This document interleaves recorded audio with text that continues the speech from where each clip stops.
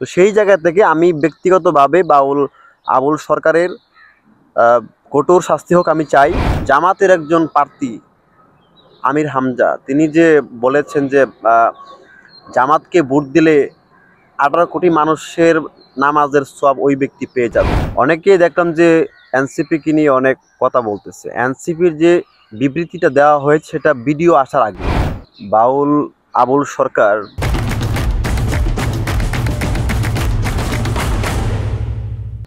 মহান আল্লাহ তাআলা এবং পবিত্র কুরআনের কিছু আয়াত নিয়ে ওনার বক্তব্য দেখেছি। তো ভিডিওটি দেখার পর আমার জায়গা থেকে মনে হয়েছে যে তিনি এটি ভুল করেছেন। ভুল না, এটি একটা অন্যায়, মহা অন্যায় তিনি করেছেন। মহান আল্লাহ তাআলাকে নিয়ে তিনি কটূক্তি করেছেন। আমার জায়গা থেকে আমি আমার ফেসবুক প্রোফাইলেও গতকালকে দাবি জানিয়েছি যে আবুল সরকার, আমি যে ভিডিওটি দেখেছি সেই ভিডিও অনুসারে আমি আর কি মন্তব্য করতেছি। তো ভিডিওতে তিনি বলেছেন যে মহান আল্লাহ তাআলাকে নিয়ে তিনি একটি বাজে মন্তব্য এবং কোরআনের আয়াতকে নিয়েও তিনি ভুলভাল একটা আয়াত তিনি করেছেন। তো সেই জায়গা থেকে আমি ব্যক্তিগতভাবে আবুল সরকারের কঠোর শাস্তি হোক আমি চাই। কারণ এটা না হলে আরও যারা আসলে আপনারা জানেন যে বাংলাদেশে অনেক বছর আগে থেকেই বাউল গান হচ্ছে, জারি হচ্ছে। তো এত বছরের একটা সংস্কৃতিকে আমরা প্রশ্নবিদ্ধ করতে পারি না। আবুল সরকার যেটা করছে সেটা পার্টিকুলার জায়গা থেকে, সে ব্যক্তিগত জায়গা থেকে সেটা করেছে এবং তার আমরা শাস্তির দাবি জানাই, তার সর্বোচ্চ শাস্তি আমরা চাই। এবং সেই সাথে দেখবেন যে মানিকগঞ্জে বাউল সাধকের উপর হামলা হয়েছে। তো এই ব্যাপারটিকে আমি প্রশ্রয় দিব না। কেন?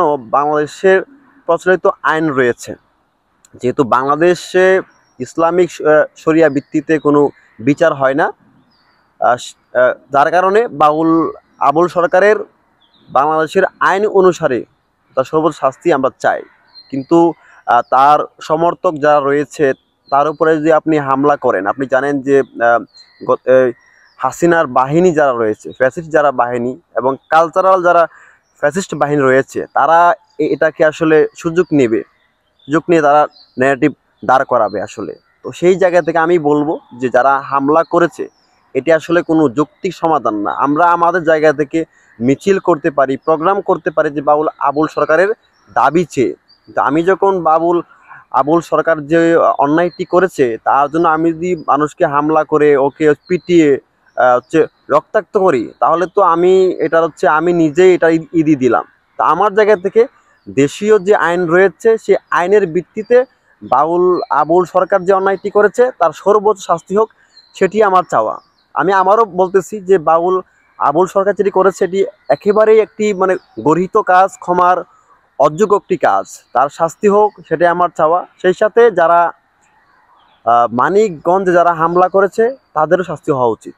অনেকেই দেখলাম যে এনসিপিকে নিয়ে অনেক কথা বলতেছে। এনসিপির যে বিবৃতিটা দেওয়া হয়েছে সেটা ভিডিও আসার আগে।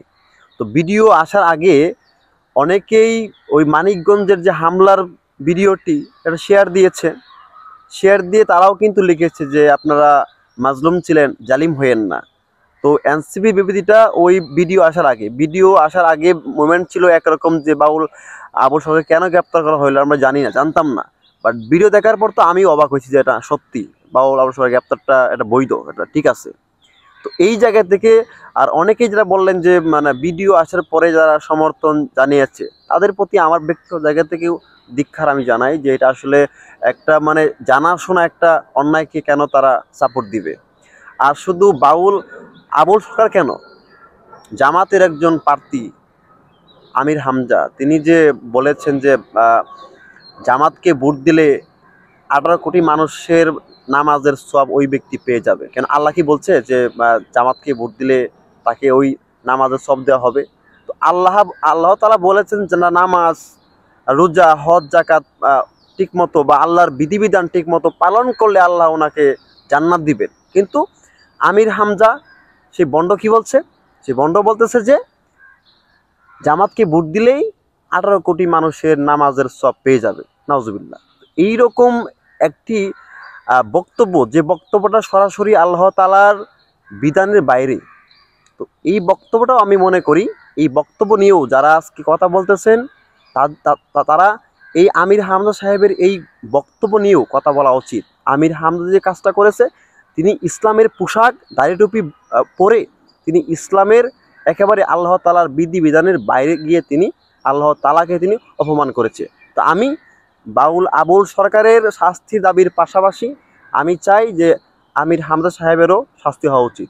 অন্তর্বর্তীকালীন সরকার আমলে তো জানেন যে এটা একটা আনস্টেবল একটা বাংলাদেশে কন্ডিশন চলতেছে। তো ইন্টারিম সরকার ব্যর্থ। আমি বলবো যে এই অন্তর্বর্তীকালীন বাংলাদেশের মানুষের নিরাপত্তার জায়গাটা নিশ্চিত করতে তিনি ব্যর্থ হয়েছেন। দেশের আইনশৃঙ্খলা বাহিনী ঠিক নেই, দেশের মানুষের কথা বলার আসলে কোনো গ্রাউন্ড বা একটা প্লেস নেই যারা মত প্রকাশ সাধারণ থাকবে। তো আমরা তো আশা করেছিলাম যে 5 আগস্ট পরবর্তী বাংলাদেশে মানুষ কথা বলতে পারবে, মানুষ তাদের মতামত জানাবে, কিন্তু 5 আগস্ট পরবর্তী বাংলাদেশের চিত্র ভিন্ন।